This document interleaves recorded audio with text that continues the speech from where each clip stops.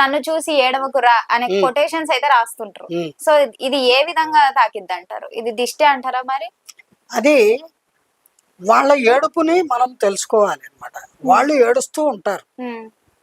వాళ్ళ వ్యాపారం సరిగ్గా సరక్క, వాళ్ళ లారీకి తగినంత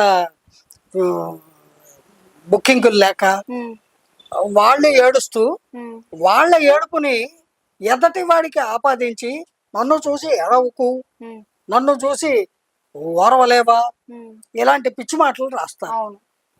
అంటే వాడికి సరిగ్గా బిజినెస్ అవట్లేదు కాబట్టి వాడికి ఎవరైనా దిష్టి పెట్టారేమో, వాడికి అందుకే వ్యాపారం సరిగ్గా కొనసాగట్లేదేమో అనే అనుమానంతో ఆ అనుమాన పిశాచాలు ఇలా రాసుకుంటారు.